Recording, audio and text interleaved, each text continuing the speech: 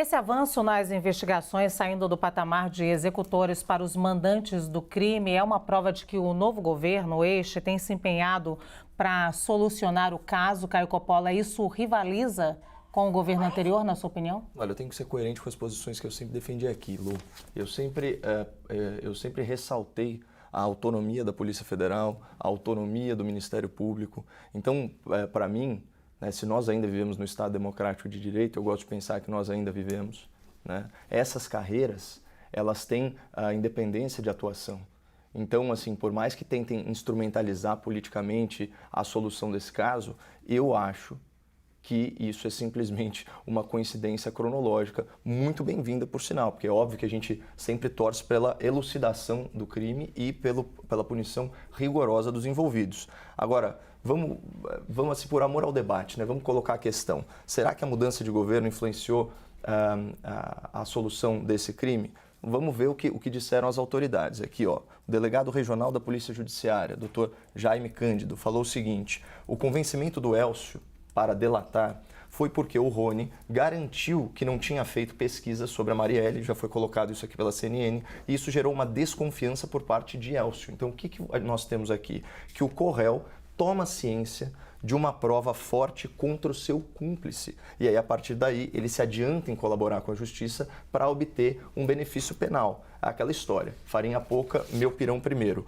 Outra declaração de autoridade que corrobora o meu argumento. A gente tem aqui o superintendente da Polícia Federal, Dr. Leandro Almada. Ele disse o seguinte: evidentemente, a delação não veio ao acaso. Foi muito trabalho de revisão de provas para acertarmos a linha e a estratégia de delação, o que denota aí um certo tempo de desenvolvimento. Essa delação foi corroborada e a corroboração se mostrou em vários momentos de acordo. Ela foi confirmada de forma taxativa. Então, isso não parece uma coisa feita aí dos últimos meses, mas sim um desenvolvimento e que tem como, vamos dizer assim, fato gerador, né, que modifica a relação das coisas, a ciência da prova pelo Corréu, né, que aí se adianta e se sente convencido a colaborar na expectativa de ter algum benefício penal.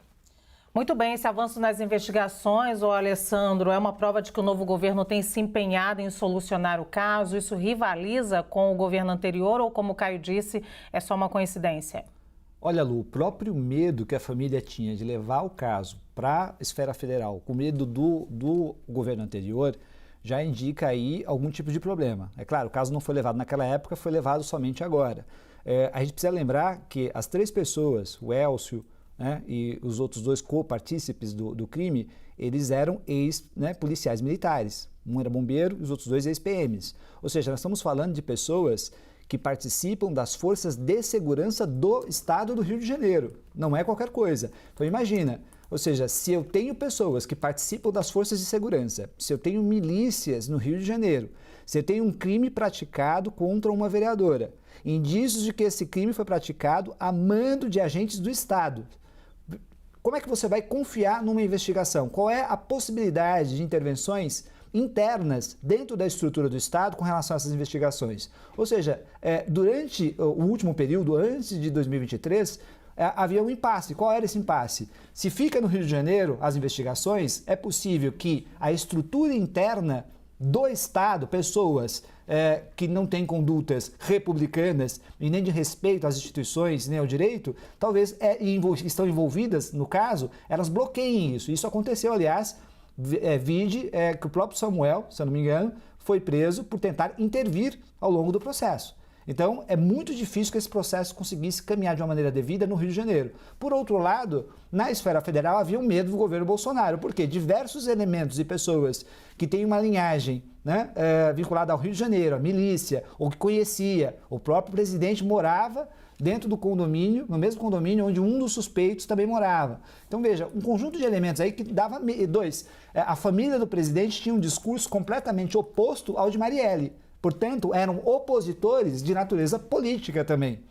Então, esse período até 2022 foi muito difícil você imaginar que uma investigação pudesse ser frutífera. Quando vem 2023, e é importante a gente ter atenção nisso, o governo federal não assume simplesmente a investigação. Há um trabalho conjunto com o Rio de Janeiro. Ou seja, não é que simplesmente vamos nós fazer aqui e não existe ninguém republicano ou que trabalhe numa investigação séria no Rio de Janeiro, não. Vamos trabalhar de maneira conjunta. Isso possibilitou, por óbvio, uma maior transparência, um maior cuidado de quem está investigando lá embaixo, os nomes. Ou seja, acho que ajudou bastante que essa investigação tenha sido tocada em conjunto com a esfera da Polícia Federal, com o Ministério da Justiça.